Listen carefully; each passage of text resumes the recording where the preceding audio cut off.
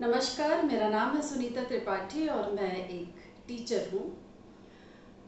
जैसा कि हम सभी महसूस कर रहे हैं कि इस समय पूरी दुनिया एक अनचाही सी मुसीबत से घिरी हुई है और उस मुसीबत का नाम है कोरोना।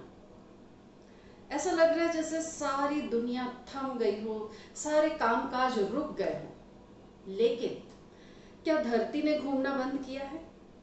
या क्या पहाड़ों ने झरनों के रूप में पानी को उड़ेलना बंद किया है? या हवा ने मंद मंद बहना बंद किया है? नहीं ना।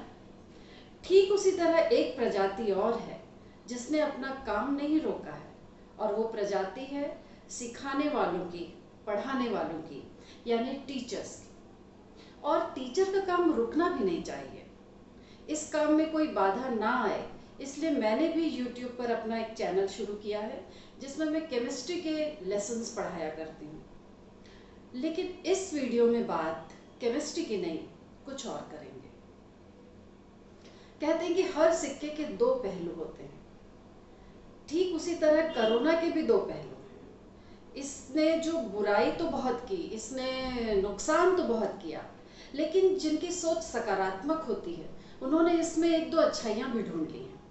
जैसे पहली अच्छाई ये है कि हम सारे फैमिली मेंबर्स को एक साथ बैठकर एक साथ रहने का, एक साथ समय बिताने का अवसर मिला है। और दूसरा, कोरोना ने हमसे कहा कि ये जो भागम भाग की जिंदगी में लगे हुए हो, थोड़ा रुको, थोड़ा ठहरो, थोड़ा थमो और पीछे मुड़ के देखो कि इस दौड़ भाग में तुमसे क्या छूट गया है।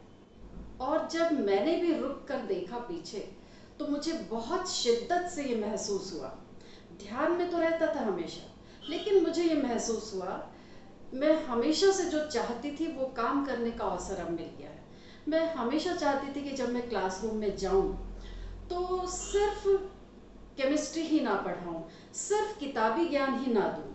कुछ ऐसे विषय मेरे दिमाग में, ऐसे टॉपिक्स चलते थे, मेरा मन होता था कि उन टॉपिक्स पर, उन विषयों पर अपने विद्यार्थियों से बात करूं। लेकिन हम जो टीचर्स हैं, स्टूडेंट्स हैं, पेरेंट्स हैं, हम उलझे रहते हैं। Monday test, Thursday test, quarterly exam, half yearly exam, annual exam, supplementary exam, copy checking, marks, first position, second position, इन बातों ने हम सबको उलझा के रखा हुआ है। मौका ही नहीं मिलता हमें किताबों से हट के कुछ बात करने का।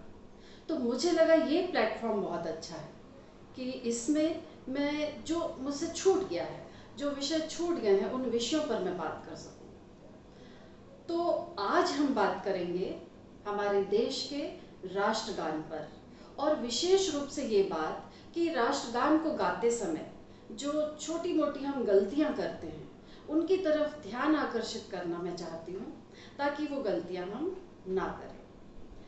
तो देखिए, किसी भी देश को पूरी तरह से स्वतंत्र तभी माना जाता है जब उस देश का अपना राष्ट्रगान हो, अपना राष्ट्र गीत हो, अपनी राष्ट्रीय वेशभूषा हो, अपनी राष्ट्रीय भाषा हो, अपने राष्ट्रीय प्रतीक हो। तो जब भारत भी आज़ाद हुआ तो जनगण मन को इसका राष्ट्रगान बनाने का सोचा गया। तो ये जो है जनगण मन, इसे लिखा है गुरुदेव रविंद्रनाथ टैगोर ने, और ये एकमात्र ऐसे कवि हैं जिन्हें दो देशों के राष्ट्रगान को लिखने का सुअवसर मिला। पहला तो भारत और दूसरा बांग्लादेश। वहाँ का जो राष्ट्रगान है उसकी पहली पंक्ति है आमार सोनार बांग्ला। तो शायद ये बात बहुत कम लोग जानते होंगे कि गुरुदेव को इन दोनों देशों के राष्ट्रगान लिखने का सुअवसर मिला था। तो ये जो राष्ट्रगान है, इसे गाने का समय निश्चित किया गया है और वो है 52 सेकंड। हमें 52 सेकंड में राष्ट्रगान को पूरा करना होता है, और इसे गाते समय नियम ये है कि हम सावधान की स्थिति में खड़े रहें। सावधान की स्थिति मतलब हमारे पैरों के दोनों पंजे मिले रहें, हाथों की दोनों मुट्ठियां बंद हों, और पूरी जो बाहें हैं वो शरीर से सटी हुई हों, और रीढ़ की हड्डी बिल्कुल सीधी, गर्दन बिल्कुल सीधी, और नज़र बिल्कुल सामने। नियम तो यह है कि हमारी आंखों की पुतलियों में भी कोई हरकत नहीं होनी चाहिए। तो ये स्थिति है खड़े होने की। और तीसरी बात ये कि जो भी नियम है राष्ट्रगान को गाने के, वो सिर्फ उन लोगों पे लागू होते हैं जो राष्ट्रगान जिस सभा में गाया जा रहा हो उस सभा के सदस्य हों, उस समय उस सभा में वो उपस्थित हों। जैसे कि मान लीजिए आप विद्यार्थी हैं और आप स्कूल पहुंचते हैं, असेंबली में आप असेंबली अटेंड कर रहे हैं आप, और वहाँ अगर राष्ट्रगान गाया जा रहा हो तो आप उस असेंबली का हिस्सा हैं, तो आपको इन नियमों को मानना ज़रूरी है। लेकिन आपके स्कूल के बगल में मान लीजिए कोई घर है, वहाँ के जो लोग हैं उन्हें भी सुनाई दे रहा होगा राष्ट्रगान, लेकिन वो उस सभा का हिस्सा नहीं है जहाँ ये गाया जा रहा है, इसलिए उनके ऊपर ये नियम लागू नहीं होते हैं। या मान लीजिए आप सड़क पर चले जा रहे हों और किसी स्कूल के सामने से आप गुजरते हों और वहाँ पर राष्ट्रगान हो रहा हो अंदर, तो आपके लिए ये नियम मानना जरूरी नहीं है कि आप खड़े हो जाएं सड़क पर और सावधान की स्थिति में और सारे नियमों को माने। नहीं, ये जरूरी भी है, क्योंकि अगर ऐसा नियम बनाया जाएगा तो कुछ तो मानेंगे, कुछ लोग नहीं मानेंगे। कि हो सकता है कि किसी को कहीं पहुंचने की बहुत जल्दी हो, वो ना रुक पा रहा हो, इसलिए ये नियम बनाया गया है। अगर आप सिनेमा हॉल में जाते हैं फिल्म देखने और वहां अगर राष्ट्रगान हो रहा है तो तब आपको खड़े होना है, जरूरी है कि खड़े होना है। सिनेमा हॉल के जो गेट हैं वो बंद होने चाहिए। गेट के बाहर जो लोग हैं उनके लिए इन नियमों का माना जाना जरूरी नहीं है। इसके अलावा जो छोटे मोटे जो उच्चारण में हम गलती करते हैं उन्हें हमें सुधारना चाहिए। जैसे कि बंग को हम बंगा कहते हैं, तरंग को तरंगा कहते हैं, गलत है ये। बंग है, तरंग है, सिंध है, सिंधु नहीं है। द्रविड़ है, द्राविड़ हम गाते हैं।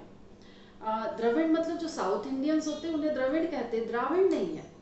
फिर जलसी तरंगा गाते हैं, सही शब्द है जलधि।